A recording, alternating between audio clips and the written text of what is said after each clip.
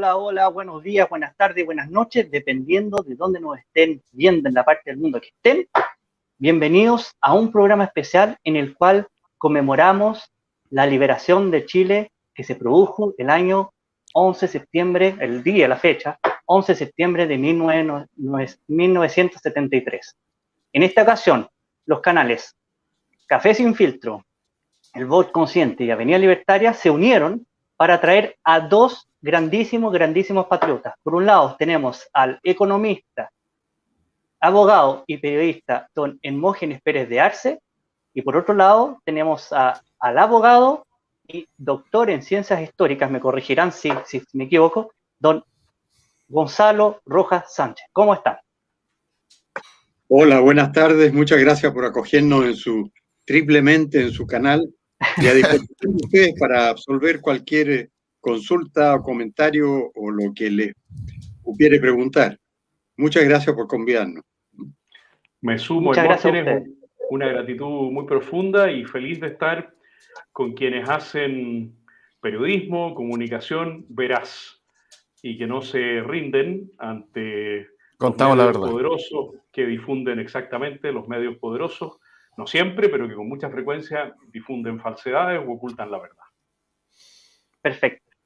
En honor al tiempo, y como don Gonzalo tiene que retirarse un poco antes, vamos a ir directo al grano. Entonces, como yo introduje, voy a hacer la primera pregunta. Me abrogué esta dictadura mía. Una pregunta para los dos. Con respecto al ambiente que se vive hoy día en Chile y lo que se vivía antes del 73, ¿cuál es la diferencia? ¿Qué es lo que ven ustedes como diferencia del ambiente que existía en esa época y del ambiente que existe hoy? ¿Cuál era la clase política? ¿Cómo se ponían de acuerdo?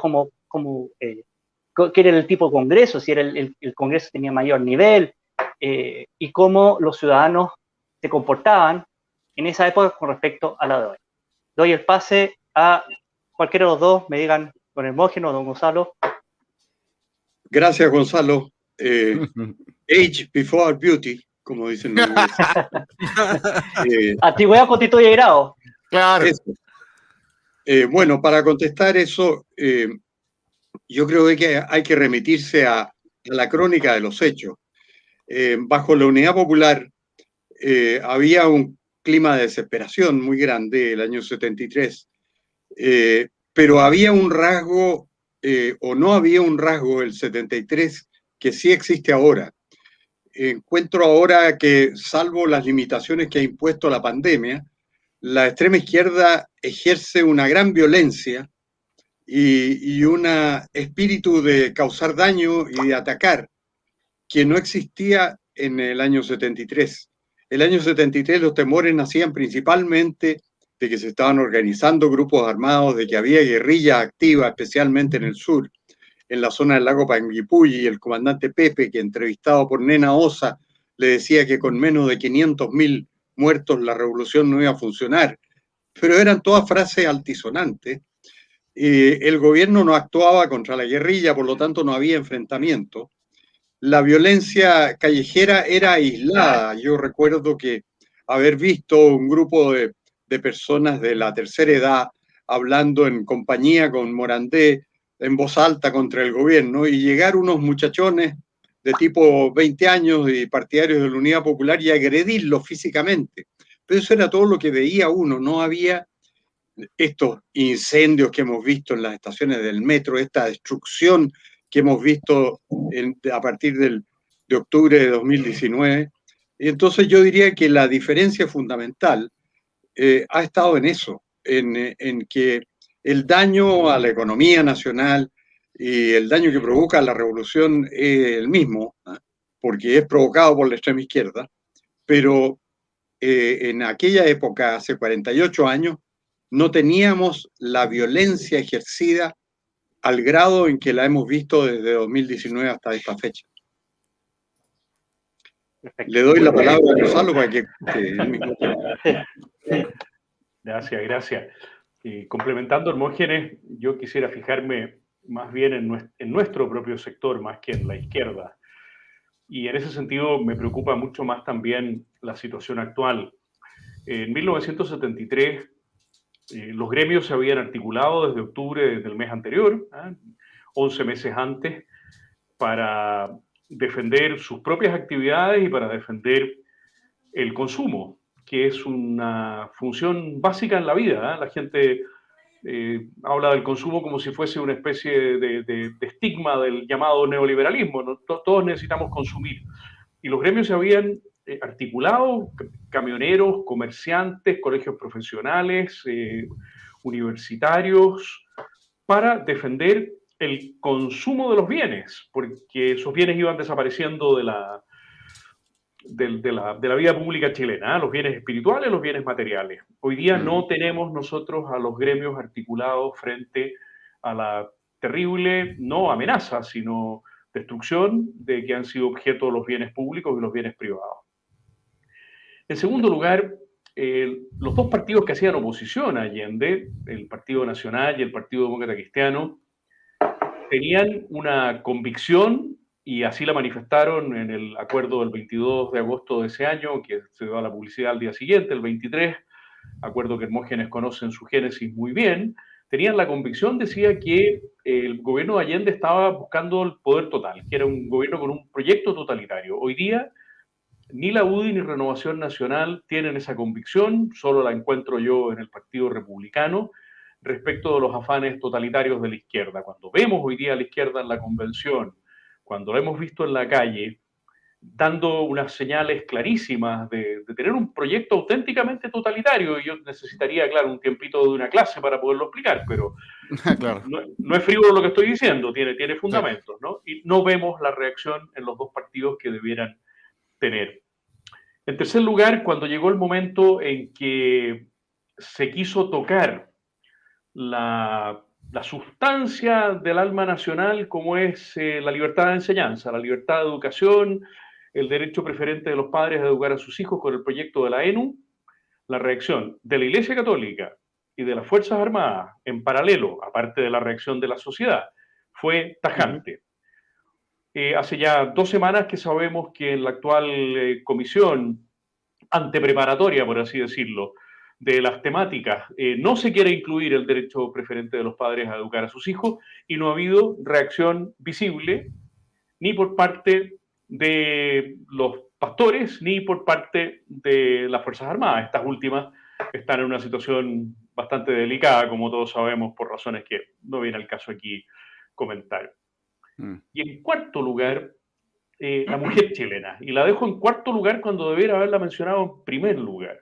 Exacto. La mujer chilena en diciembre del 71, lo vamos a conmemorar en pocas semanas más, salió a la calle con sus cacerolas en plena visita de Fidel Castro para manifestar su repudio a las políticas prácticas del gobierno de la Unidad Popular. Yo no veo hoy a esa mujer chilena que tiene una reserva anímica y que tiene una reserva conceptual enorme, no la veo todavía, tengo mucha esperanza de que eso se rehabilite, no la veo todavía plenamente consciente de que, aunque la amenaza no sea cómo llenar la cacerola, la amenaza está ahí a la vuelta de la esquina, es la amenaza contra todas nuestras libertades. Así que en ese sentido me duele mucho que los grandes pilares de la resistencia civil, que finalmente va a ser coronada con el pronunciamiento militar, no estén hoy día plenamente activos, de tal manera que ni gremios, ni partidos, ni la Iglesia Católica y las otras confesiones religiosas, ni la mujer chilena están plenamente conscientes, y se lo están, bueno, no están reaccionando del modo que correspondería frente a la tremenda, no amenaza, sino ya a la tremenda deterioro, al daño enorme que está causando la izquierda en Chile. A mí me gustaría hacer una observación sobre lo que ha dicho Gonzalo y sobre lo que yo mismo dije antes, porque otra gran diferencia entre el año 73 y ahora es que ahora todavía la crisis económica no se ha producido en toda su magnitud. El 73 se había producido. O sea, la marcha de las cacerolas de las mujeres estaba motivada porque no tenían que echarle a las cacerolas. La escasez era patente, el mercado negro de los alimentos era una cosa desesperante, los supermercados estaban vacíos, situación que no se presenta ahora. Y en ese tiempo la gente tenía dinero para comprar, pero no había nada que comprar. Ahora la gente compra y efectivamente una parte de la recuperación económica ha tenido como razón que la gente ha acumulado muchos fondos, estoy hablando de toda la población, la que ha recibido auxilios de parte del Estado, pagos de parte del Estado para los sectores más vulnerables, retiro de los fondos de pensiones, todo eso está en las cuentas de la población chilena, de los 15 millones de chilenos que están en situación de ser ayudados por el Estado, que son casi toda la población.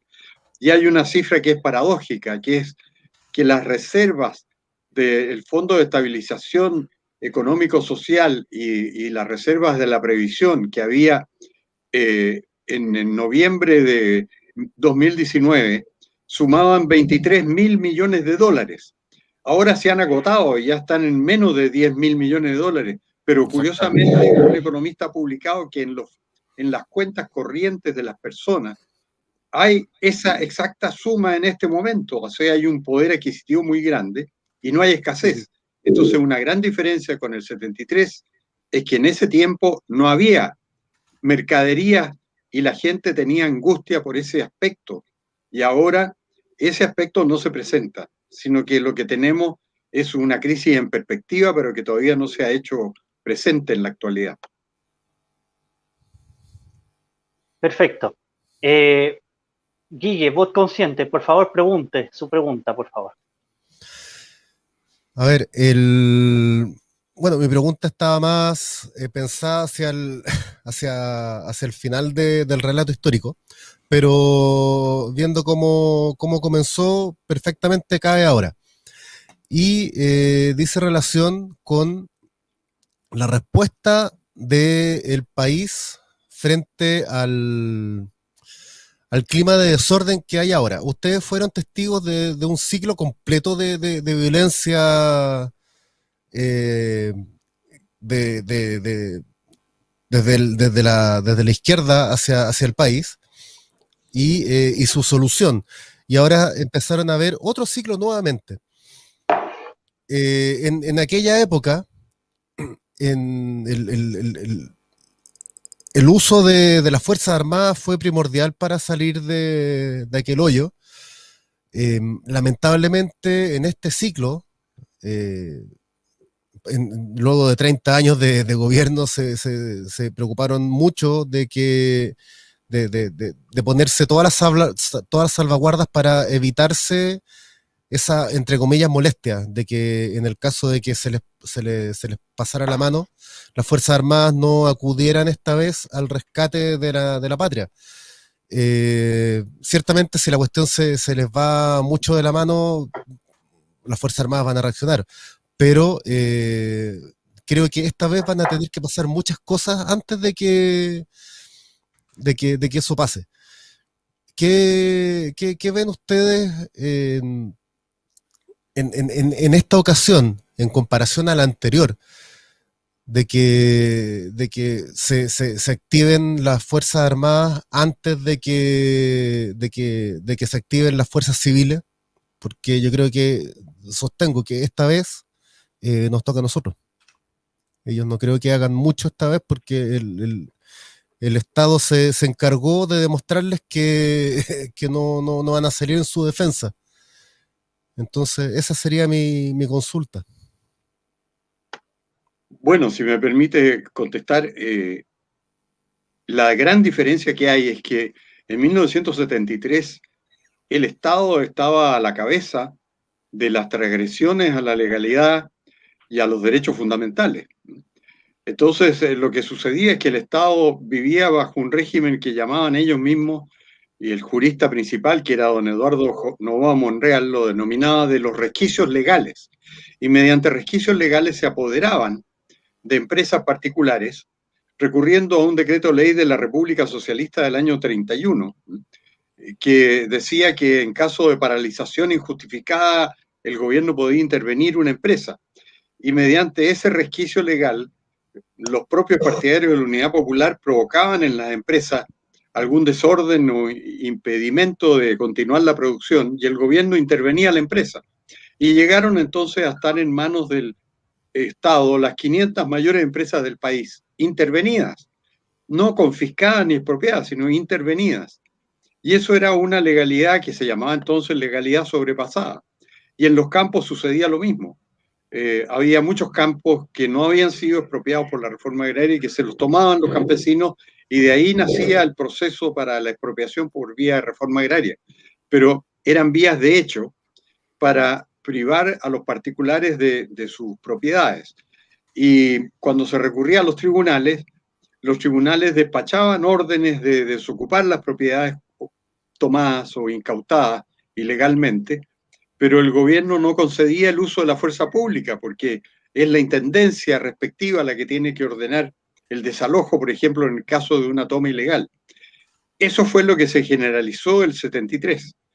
Nada de eso hay hoy día, porque lo que hay hoy día es una violencia proveniente de la extrema izquierda que queda impune, pero no por falta de esfuerzos del gobierno. El gobierno lo que pasa es que es indeciso para ordenarle a la fuerza pública, que tiene además la capacidad, digamos, material de proceder y de desocupar y de evitar las agresiones de los extremistas, pero no lo hace. Y cuando lo hace, se da la paradoja de que los más perseguidos por la justicia, porque tenemos hoy día una justicia de izquierda que no había el 73, que persigue más a los carabineros y a los uniformados que a los delincuentes. Entonces la gran diferencia está en eso, que el 73 había un gobierno, por decirlo de alguna manera gráfica, delinquiendo e impidiendo el restablecimiento de la legalidad. En cambio ahora hay una extrema izquierda, que es la que protagoniza los hechos ilegales y de violencia, y que tiene como argumento la defensa de los derechos humanos para impedirle que a sus elementos más violentos y a los autores de delitos, la fuerza pública se les puede oponer con toda la fuerza necesaria. Y por eso es que estamos viviendo en un clima de anarquía, porque la fuerza pública no es utilizada con toda su capacidad. Y no es utilizada con toda su capacidad porque el gobierno teme hacerlo por el hecho de que se le va a acusar de atropellar los derechos humanos. Esa es una gran diferencia entre esas dos épocas. Sí, con relación a lo que tú preguntas, hay tres factores, me parece a mí, que a las Fuerzas Armadas le resultan intolerables, ¿no? El primero es la infiltración de que puedan ser objetos. Y esa situación quedó comprobada ya a comienzo de 1970. El ejército dio de baja a 2 o 3 oficiales y 14 suboficiales a los que se les comprobó infiltración en el ejército. Y después tenemos el caso mucho más conocido de las reuniones de Altamirano, Garretón y Enríquez, respectivamente socialista, mapu y mirista, con los miembros de la marinería. Ese es un primer factor que yo desconozco, por supuesto, por razones de no pertenecer a la inteligencia de ninguna de las Fuerzas Armadas. ¿En qué medida ellos han podido detectar en los últimos años ese proceso que en todos los manuales de revolución del marxismo está consignado como una función clave, infiltrar a las Fuerzas Armadas? Un segundo elemento que resulta intolerable para las Fuerzas Armadas es la acumulación de armamento. Recordemos que fue el senador Juan de Dios Carmona, después muy activo colaborador del presidente Pinochet y de la Junta de Gobierno, quien logró sacar adelante la ley de control de armas. Y esa ley de control de armas fue decisiva para poder hacer numerosos allanamientos con variados resultados. En algunos casos no se encontraron armas, en otros casos se encontraron empresas que estaban trabajando en convertir grúas horquilla en tanquetas del pueblo, así las llamaban, ¿no? Y se encontraron, por supuesto, lanzacohetes y armamento de muy distintos calibres y dispersos. ¿Cuál es la situación hoy día respecto de la acumulación de armamento que resulta insoportable para las Fuerzas Armadas porque tiene constitucionalmente el derecho al monopolio de las armas? Bueno, el único indicio que la opinión pública tiene, que todos tenemos, es la situación de la Araucanía, ¿no? Si esa situación se replicara en zonas urbanas, sería extremadamente delicado para las Fuerzas Armadas saber que aquello que dijo Corbalán, ¿se acuerdan? Vamos a quizá a guardar algunas armas por si las moscas, dijo Corbalán una vez que se fueron descubriendo las internaciones por Carrizal Bajo de los fusiles norteamericanos capturados en Vietnam y bueno, parece que no fueron descubiertas todas, ¿no es cierto?, esas armas. Este es un segundo factor decisivo. El tercero y último para mí es la posibilidad del enfrentamiento entre los civiles, ¿no? Cuando se habla de guerra civil, habitualmente se habla de una división de las Fuerzas Armadas, pero las guerras civiles suelen ser iniciadas previamente por enfrentamientos entre civiles.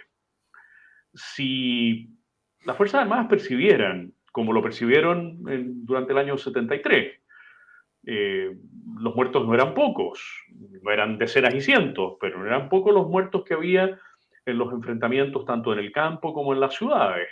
La inmensa mayoría de ellos civiles, algún militar como el teniente Lacrampet, ¿no es cierto? Pero la mayoría fueron civiles, o el comandante Araya, ok.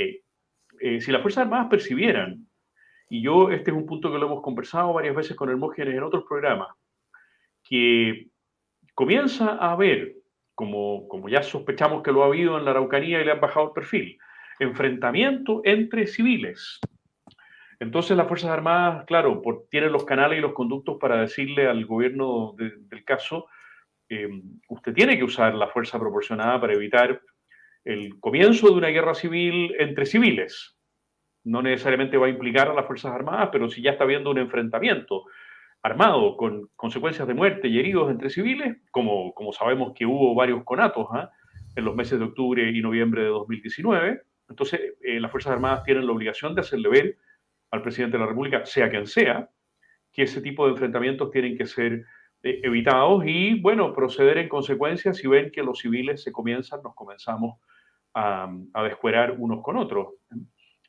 O sea que esos son los tres factores que a mí me parece que son, para contestar muy directamente la pregunta, decisivos en una evaluación militar. Una eventual infiltración, la acumulación de armamento y el enfrentamiento entre civiles. Qué tremendo gusto hablar con dos personas de su calado. Es un honor para mí y para los otros dos canales. Muchas gracias. Muchas gracias. Demos el pase para la pregunta. Avenida Libertaria, por favor.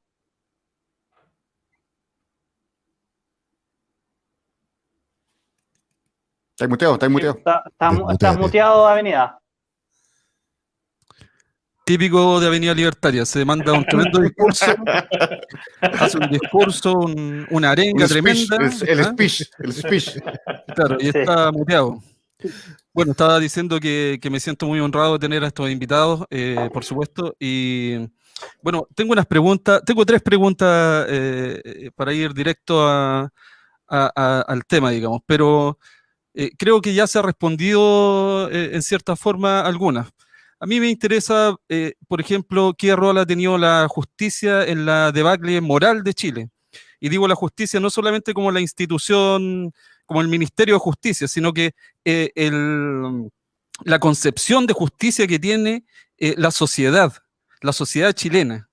Y qué tan preponderante ha sido eso en esa debacle moral que tenemos en general y que nos ha llevado a esta revolución. Esa sería la primera pregunta.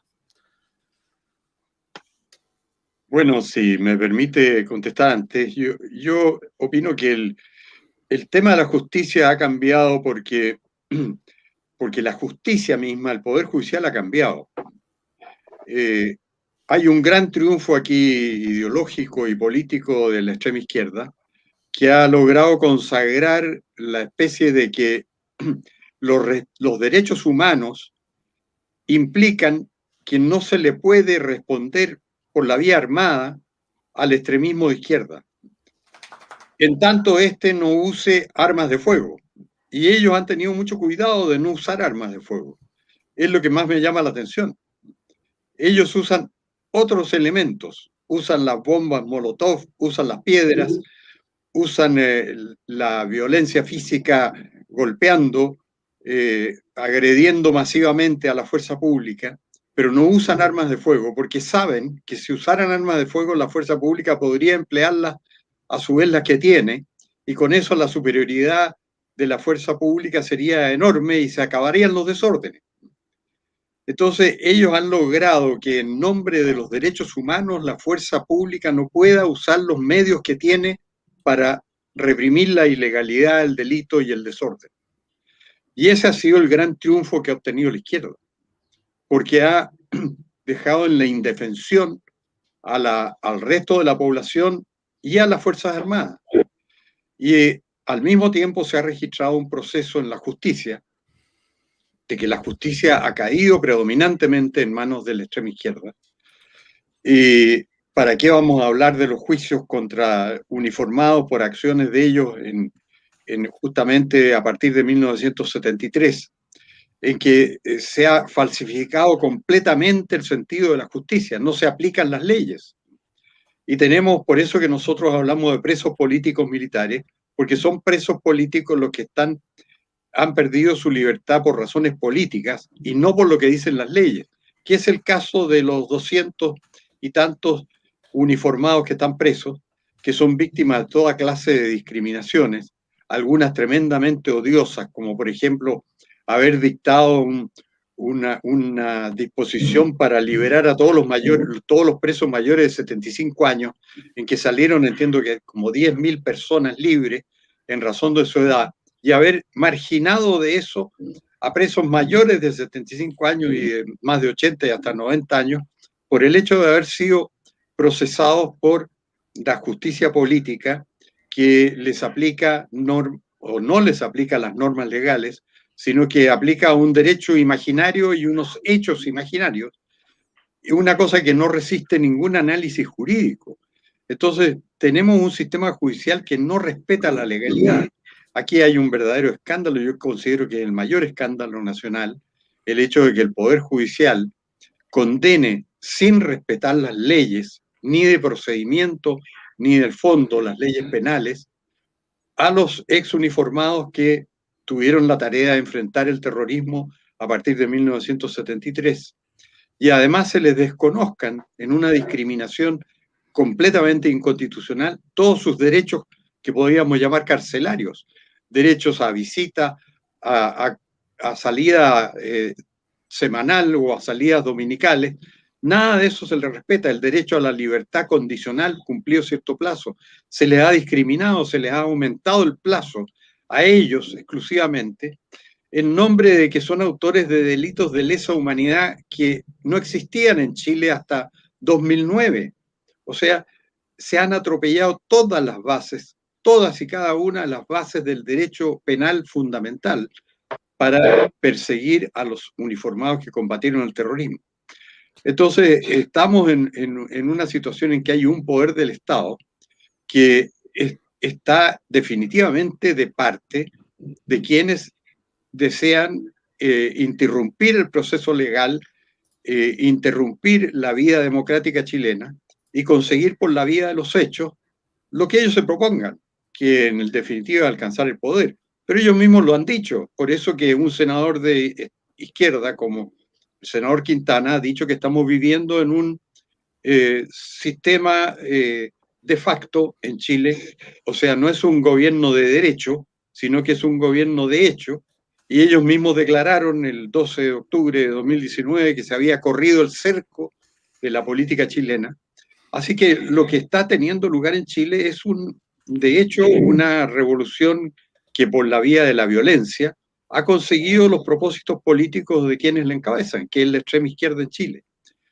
Esa situación en este momento no tiene una salida visible y no hay ninguna disposición ni en los políticos de derecha o de centro de tomar determinaciones como fue el acuerdo del 22 de agosto del 73 en que llamó a las Fuerzas Armadas por su nombre a poner término a las situaciones ilegales que había en el país. No hay nada de eso hoy día.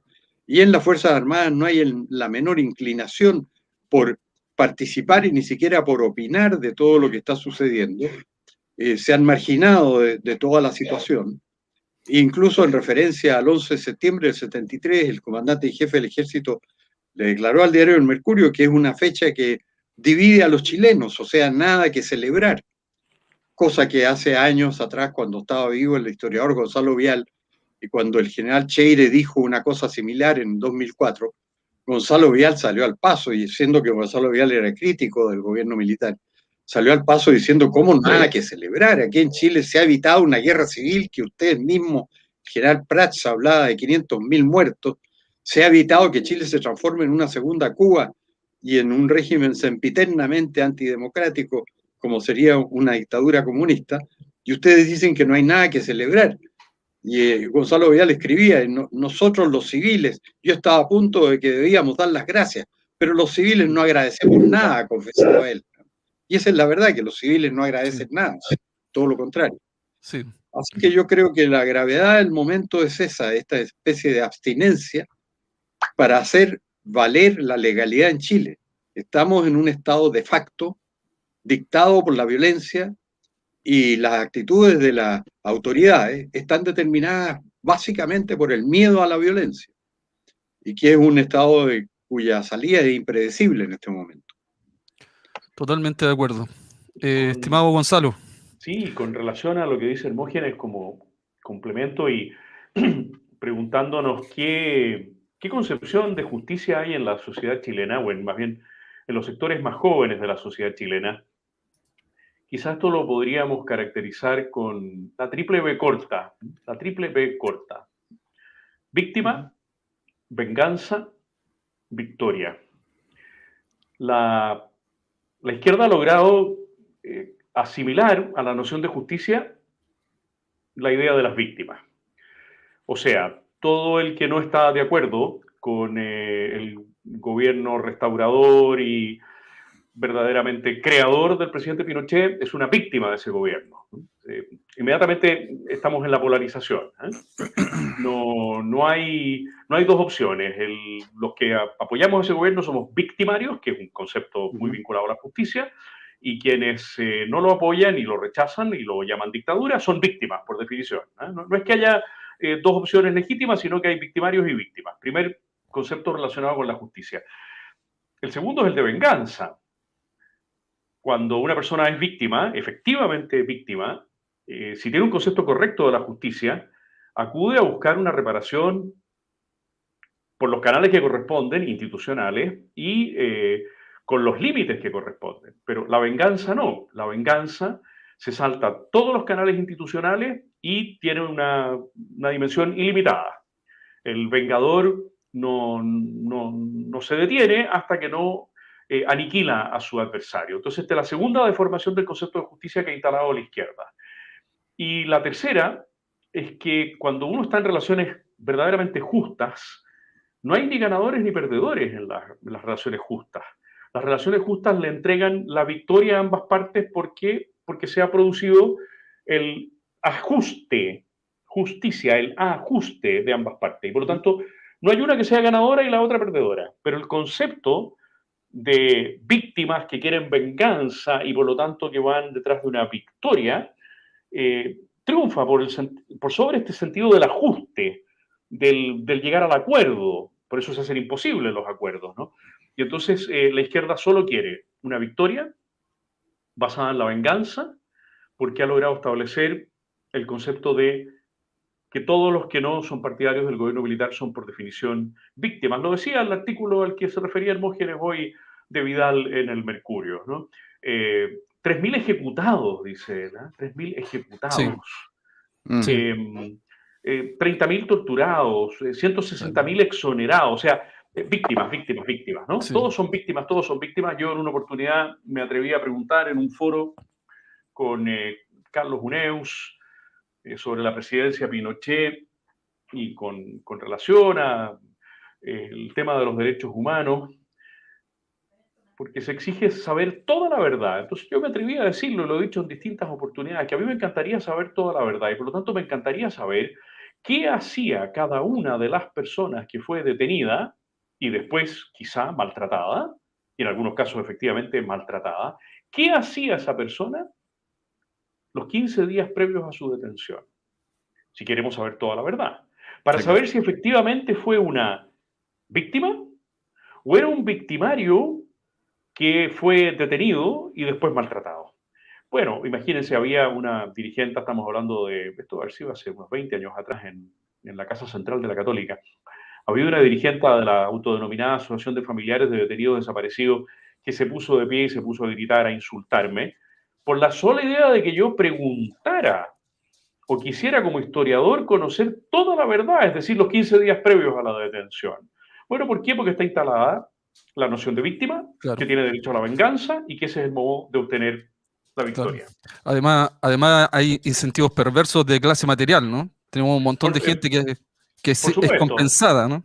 Parte de la victoria es económica. Hermógenes debe tener, yo nunca he tenido, no he tomado nota de la cifra, pero Hermógenes seguro, se lo he oído más de alguna vez, tiene el monto total que se ha entregado y lo que significa eso como monto anual, porque estas pensiones siguen corriendo. Claro, claro. Y se siguen sumando otras. Ahora tenemos las víctimas del estallido y así vamos, ¿no? La segunda pregunta es... Avenida.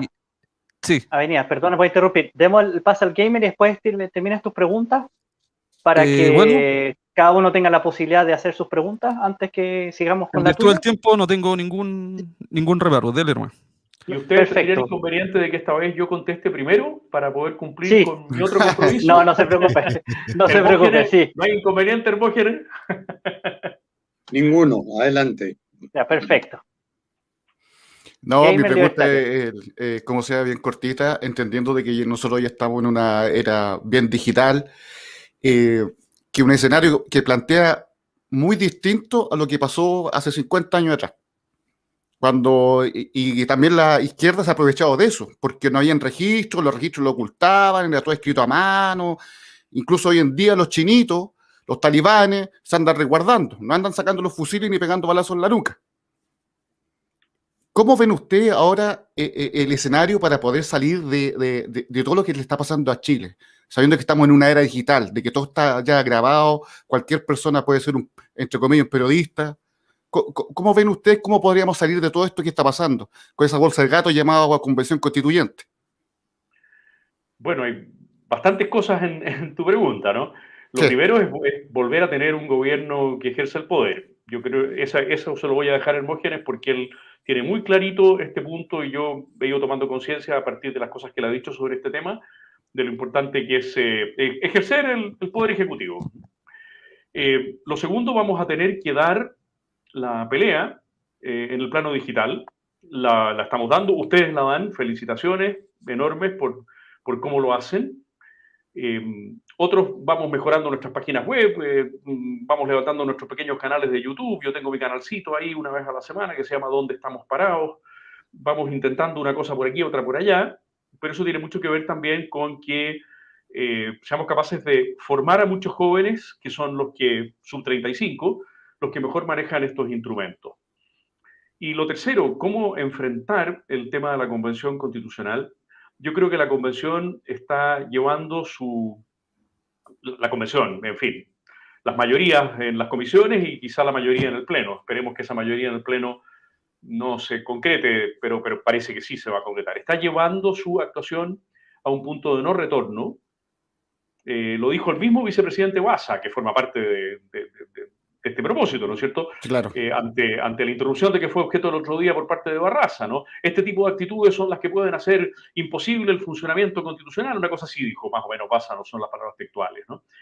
Así que en ese sentido, yo tendría paciencia. También Hermógenes alumbró bastante este tema por allá, por mayo, Yo era de la idea de que se iban a poner muy fácilmente de acuerdo entre ellos. Ahora o desde ese momento, Hermógenes me convenció de que va a ser la fórmula Mujica, que la bolsa de gatos se está presentando de una manera notable. Pero en la bolsa de gatos no pueden quedar capturados nuestros convencionales.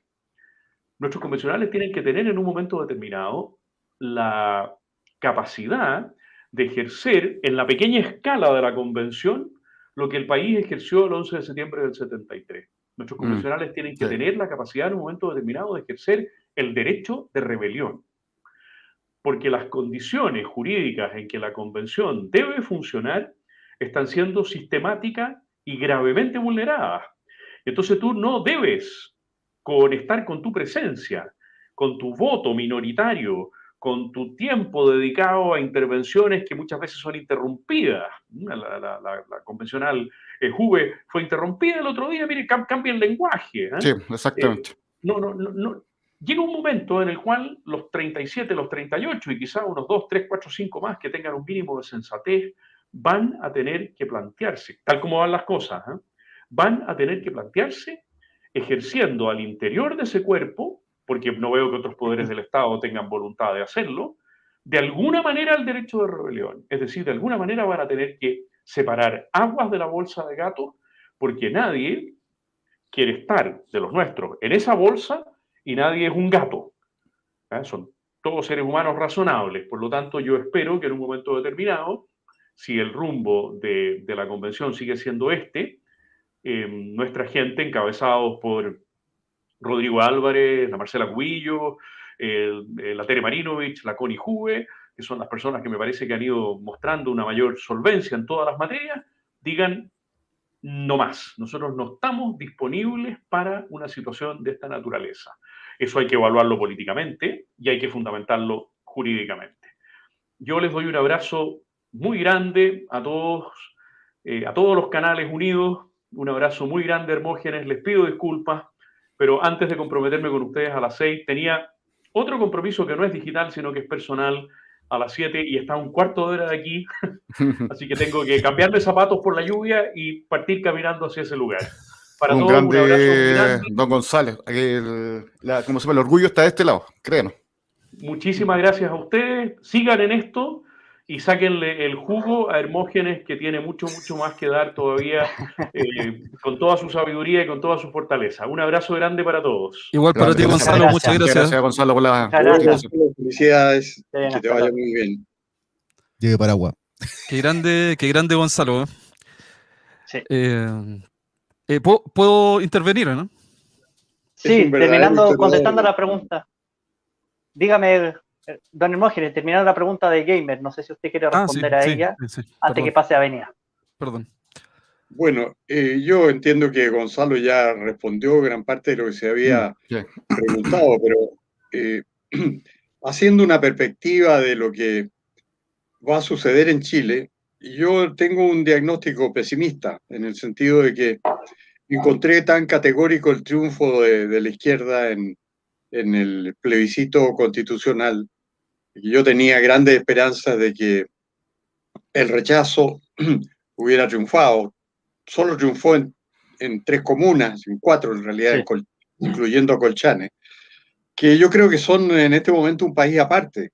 Son un país aparte porque son comunas en que reside la casi totalidad de las personas que conducen el país, en el sentido de que han tenido éxito económico, de que son dueños de empresas, de que opinan que el clima de libertad que garantizó la Constitución del 80 es el ideal para el progreso de Chile, que estiman que Chile lo ha hecho fantástico, como en realidad lo hizo, porque cuando el gobierno militar recibió al país el 11 de septiembre del 73, fecha que celebramos hoy, Chile era el país que más caía en su producto en el hemisferio, por debajo de Haití incluso, porque cayó 6% el año 73, tenía la inflación más grande del mundo, había escasez y desesperación en la población, había amenaza de guerra civil, o sea, no podía estar en una posición más postergada.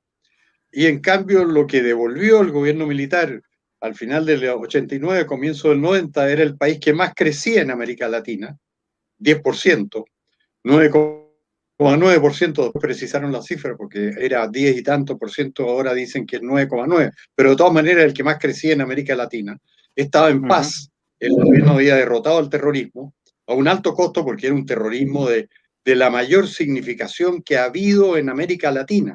Eso no lo digo yo, lo dijeron los norteamericanos. Dijeron que el embarque de armas del año 86, el desembarco de armas, había sido el mayor que se había registrado jamás en América Latina. Y en toda América, porque tampoco en América del Norte o en América Central había habido algo semejante, porque se estaba preparando la toma del poder por las armas en Chile. Y eso lo derrotó el gobierno militar, entregó un país pacífico, no había conflicto en la Araucanía. La Araucanía votaba por el general Pinochet, ganó el sí en la Araucanía. Entonces, era un país que progresaba más que los demás, estaba a la cabeza de los demás. En los 30 años siguientes, cuando ya se pudo aplicar el modelo sin crisis internacionales de por medio, la primera que hubo después fue en 2008, el país pasó a encabezar América Latina y era el milagro chileno, todos hablaban de eso. Y además la prensa extranjera y los intelectuales europeos, como Neil Ferguson, un renombrado intelectual inglés, decía, la verdad es que los que han creado este nuevo modelo exitoso, los primeros fueron los militares chilenos. Lo escribió él, antes que la Thatcher, dijo, y antes que Reagan, los militares chilenos pusieron en vigor el modelo que nadie se había atrevido a aplicar y tuvieron éxito. Entonces la revolución militar chilena, que así la he llamado yo en el último libro que escribí, Historia de la Revolución Militar Chilena, fue muy exitosa, puso al país a la cabeza, fue llamado el milagro chileno lo que se hizo bajo este modelo, influyó para que este modelo se imperara en otros países. Y además, en el tema de los derechos humanos, que era el objeto al cual atacaban los adversarios del gobierno militar, porque llamaban violación de derechos humanos la reacción armada del gobierno contra la guerrilla armada. Ese tema, cuando se le planteó al área socialista, derivó en que desaparecieran los gobiernos comunistas. Cayó el muro de Berlín, cayó el telón de hierro. No hay países comunistas hoy día, salvo Corea del Norte, Cuba, Venezuela, Nicaragua. Y paremos de contar. Porque el mundo, cuando puede elegir, no elige ese sistema socialista comunista malo. Entonces, eso significó la revolución militar chilena, un cambio económico, social y político en todo el mundo. Y yo he subrayado eso. En Chile mi libro ha tenido poca difusión, pero me he fijado, por ejemplo, que un autor español de apellido Amorós, que ha escrito sobre Salvador Allende, ha escrito un libro contra Pinochet. A él le llamó la atención lo que yo decía en mi libro, que la revolución militar chilena ha cambiado los términos mundiales de discusión en materia económico-social y en materia política, porque redundó en que al tener que respetar los derechos humanos cayeran los regímenes socialistas, porque respetando los derechos humanos hay que respetar el derecho a voto, y allí donde se respeta nunca se ha vuelto a elegir un gobierno comunista. Y queda alguno filo comunista, como es el caso de Bielorrusia, que está en manos del dictador Lukashenko, que mete presos a todos sus opositores. Exactamente. Es procomunista, pero es una economía de mercado, Bielorrusia. O sea, políticamente sigue los lineamientos comunistas, pero económico, socialmente, es igual que los gobiernos occidentales. Entonces, lo que está sucediendo en Chile es completamente atípico. Aquí hay una fuerza política que con el triunfo del apruebo demostró que tiene poder, 78% versus 22%. Y eso genera un pesimismo muy grande, porque uno dice, esta gente, la verdad es que no entiende nada. Esta gente va a conducir al país, va a reconducir al país al rechazo y a la situación que vivió hasta el año 73.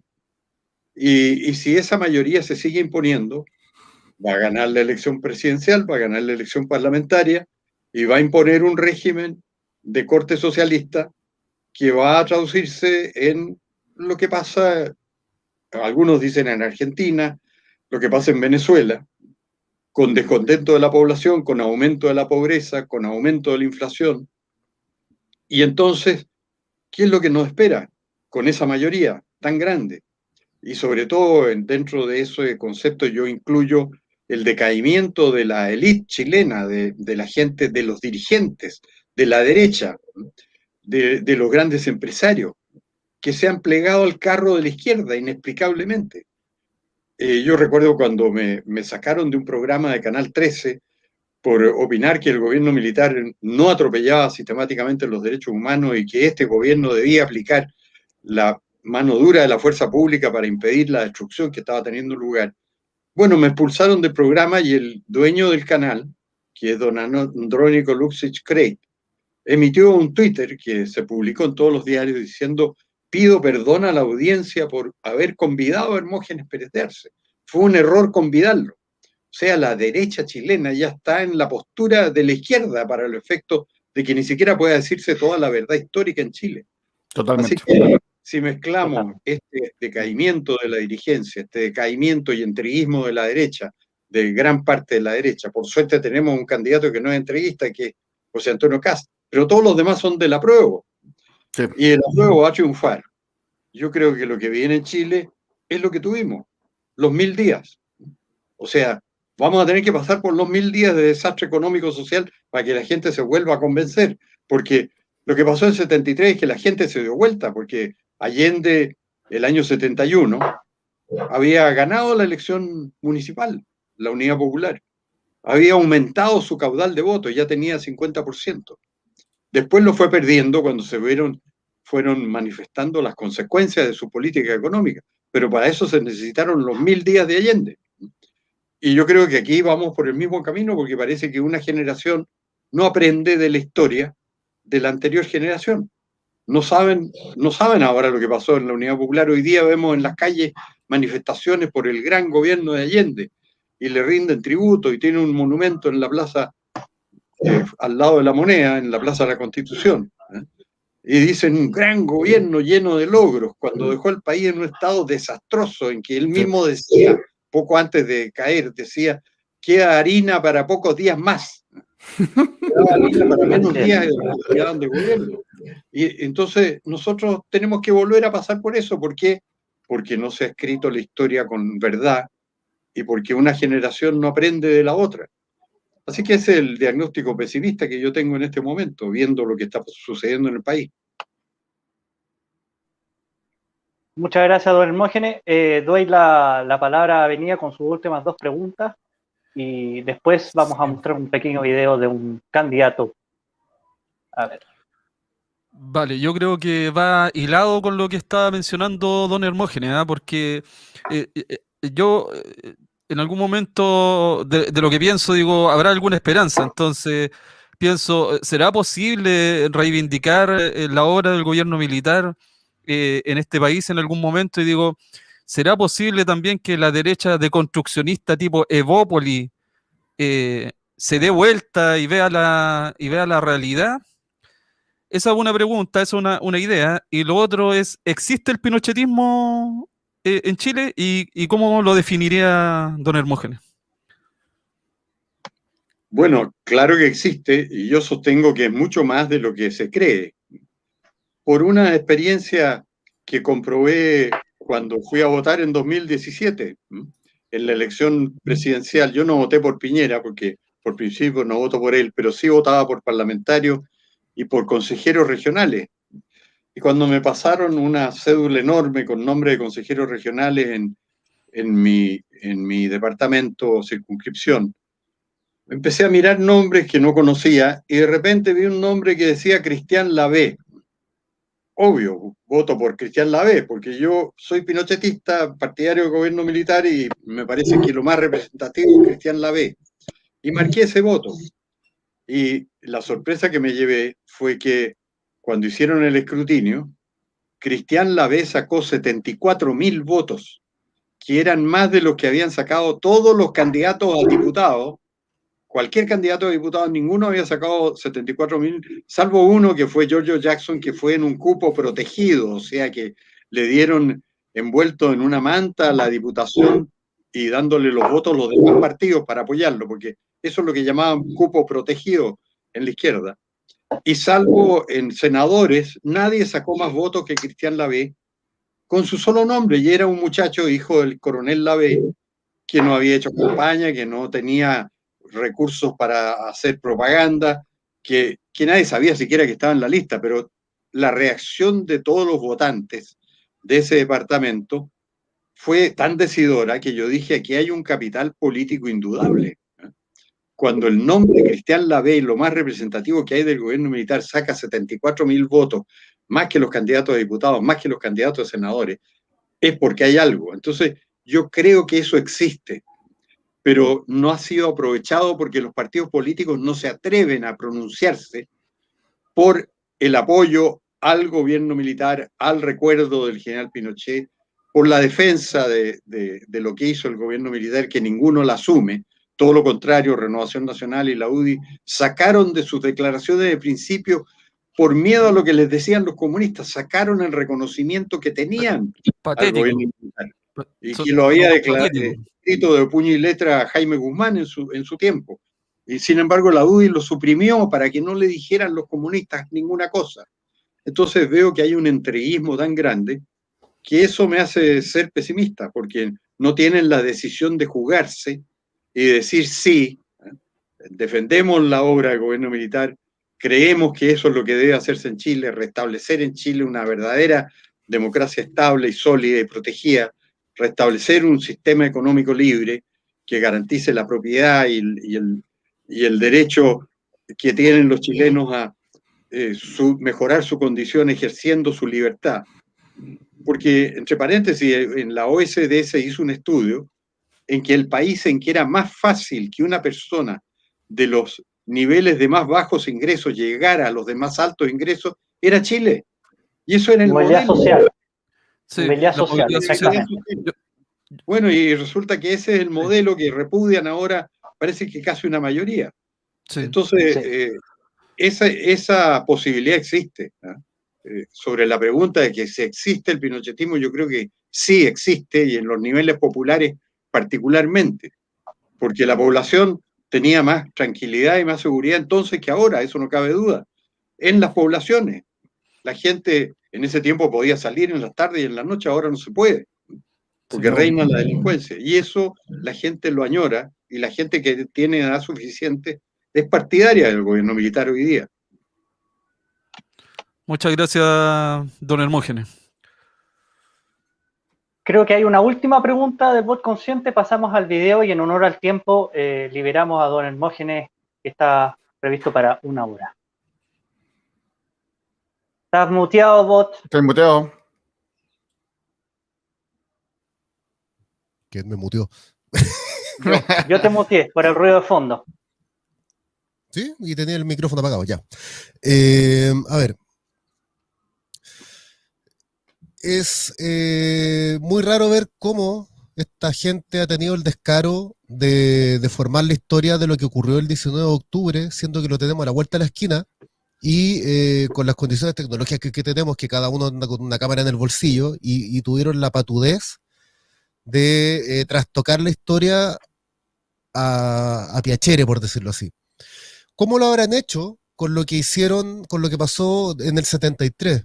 Que han tenido 30 años, han tenido toda la estructura del Ministerio de Educación para modificar las mentes de nuestros niños y formarse una historia a la pinta de ellos, hasta el momento, hasta el descaro máximo de querer crear este tema del negacionismo para el que quiera hurguetear un poco más la historia oficial y tratar de descubrir la historia real.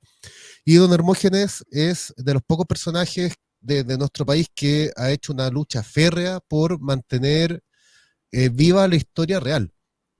¿Qué consejo nos daría como generaciones nuevas que estamos preocupadas de lo que está pasando y que nos va a tocar a nosotros darle forma a esta historia nueva para primero mantener el legado que usted ha tratado de mantener hasta ahora, y consejo para lo que viene a futuro, para enfrentar a estos gallos y estar a la altura de las circunstancias de la historia para defenderla? Bueno, yo lo que aconsejo es estudiar la verdad de los hechos. Yo cuando escribí la historia de la Revolución Militar, lo que hice fue tomar 100 libros que me merecen fe y que merecen fe general de qué es lo que sucedió en los casi 17 años del gobierno militar y exponer la verdad. Por ejemplo, un caso muy demostrativo es lo que sucedió con los llamados detenidos desaparecidos. Había una autora francesa, porque ni siquiera residía en Chile, que se llamaba Suzanne Lamban, que es una mujer de derecha francesa y admiradora del gobierno militar.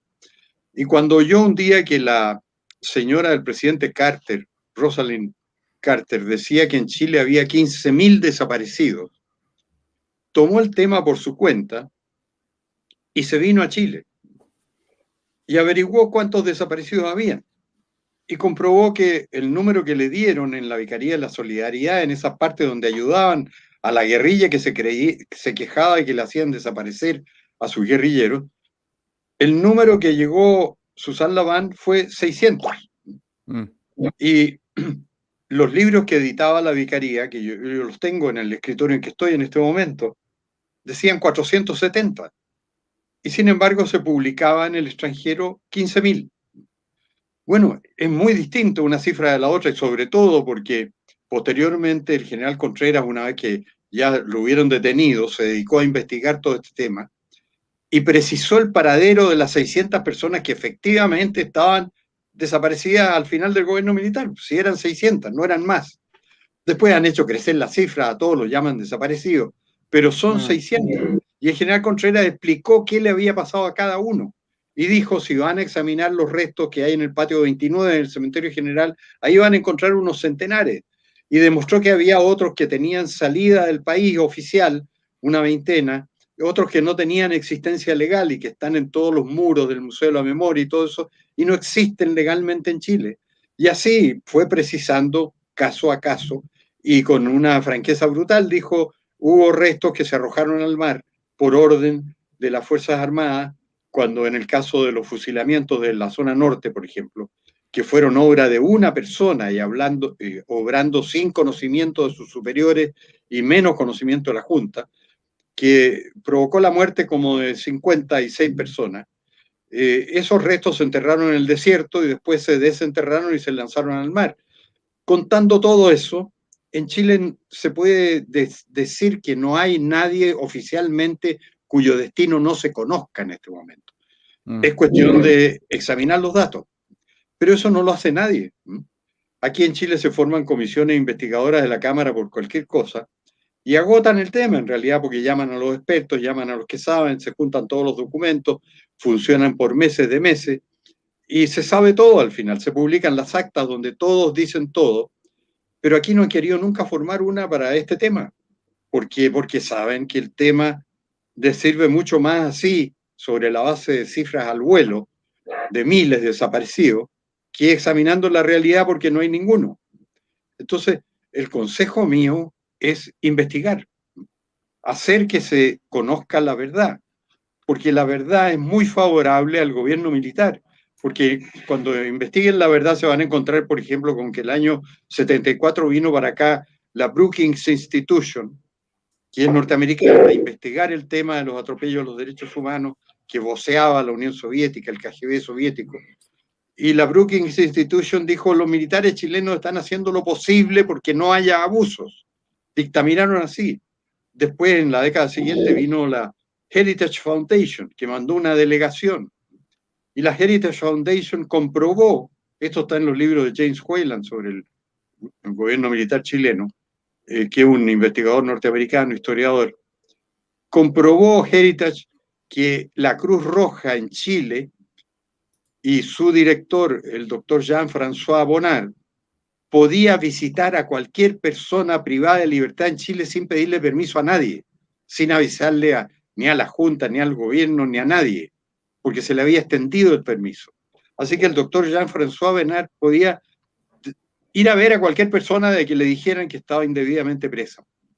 Entonces, un gobierno que daba todas esas garantías, obviamente no era un gobierno dedicado a atropellar los derechos humanos, sino un gobierno que trataba de simultáneamente enfrentar al terrorismo, que era enorme, financiado, pertrechado por la órbita socialista y por Cuba, y que tenía una protección internacional gigantesca, y impedir que esos terroristas derrotaran al gobierno, porque perfectamente podría haber pasado. Si se crea un clima de opinión, hay veces que los gobernantes se van. Piensen ustedes lo que pasó con el general Lee. El general Lee, que era miembro de la... El año 78 se había trasladado a la oposición y decía que tenían que irse ellos. Y por eso la Junta lo sacó del cargo, porque el general Lee había pasado a ser uno del otro bando. Decía, no, si esta situación no da para más. Bueno, eso pasa mucho cuando la fuerza de la propaganda y de los ataques y el lenguaje vitriólico debilitan a los gobernantes se van. Se fue el Shah del Irán, que era pro-occidental, pero los propios occidentales empezaron a perseguirlo por el tema de los derechos humanos y un día renunció y se fue. Y el país quedó en manos de los ayatolás y hoy día es el peor enemigo de Estados Unidos. Cayó Vietnam del Sur, donde había un gobierno pro-norteamericano y los norteamericanos lo derrocaron. ¿Por qué? Porque los comunistas lo atacaban, porque decían que era un dictador, en fin. Y cayó Vietnam del Sur en manos de los comunistas. Se perdió un país entero.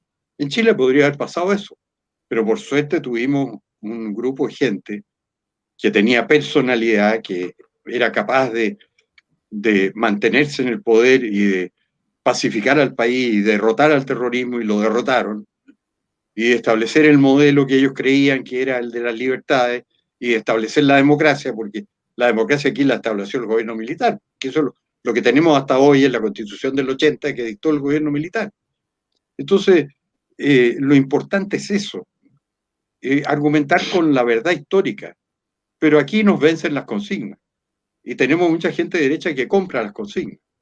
Y por eso Andrónico Luxi, el dueño del Canal 13, dice: pido perdón a la audiencia por convidar a Hermógenes Pérez de Arce. Pero Hermógenes Pérez de Arce apenas alcanzó a decir 3 palabras y lo echaron.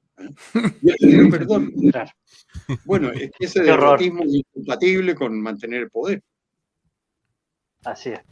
Bueno, en honor al tiempo, don Hermógenes, vamos a solamente lanzar un video de un candidato a diputado por el Distrito 7, si no me equivoco, que es Francisco Clavel.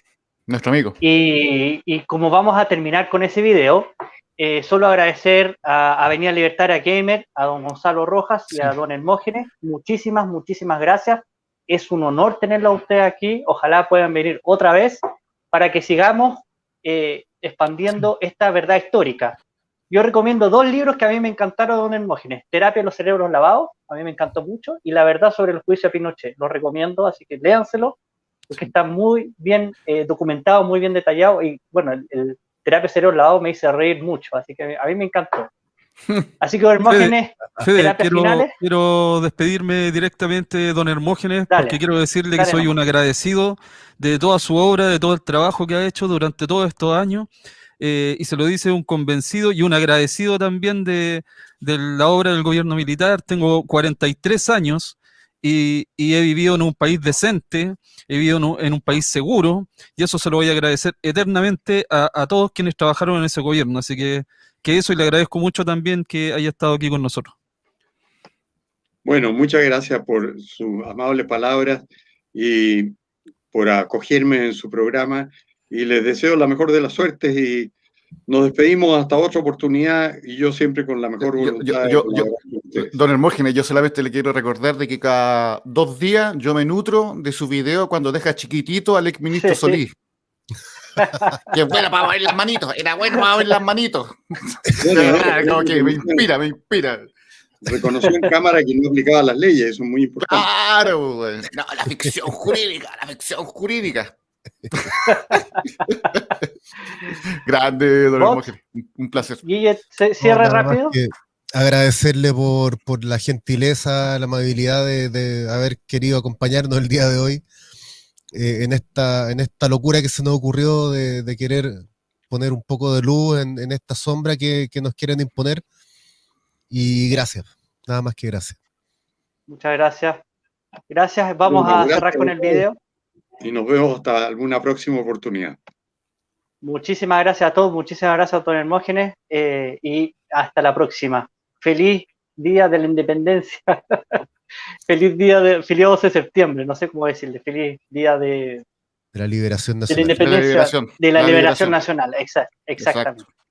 Oiga, no se olviden de una cosa, que Francisco Vidal ha declarado que es la fecha más importante de la historia del país. Lean la columna de él en el Mercurio, lo dice.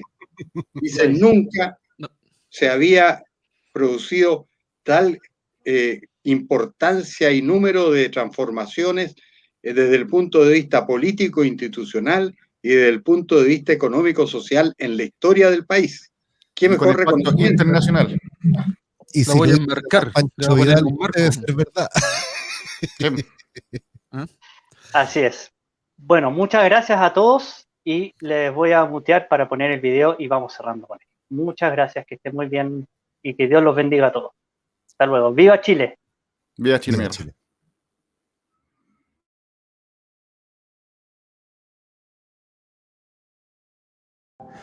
Hace 48 años, el 11 de septiembre de 1973, se hizo posible detener la destrucción de la República por parte de ideologías totalitarias. Gracias al gobierno que asumió, se recuperó el país y nos acostumbramos a vivir en un sistema de estabilidad y prosperidad. Hoy, en que reaparecen las amenazas, es oportuno reconocer y recordar a quienes en aquel entonces actuaron con decisión y convicción. En este nuevo aniversario de aquella gesta trascendental para nuestro país, envío a cada uno de sus protagonistas y familiares un agradecimiento profundo por habernos permitido tener hoy la patria hermosa y próspera que cada chileno puede disfrutar en libertad. Y a la vez renuevo mi compromiso de defenderla con todas mis capacidades.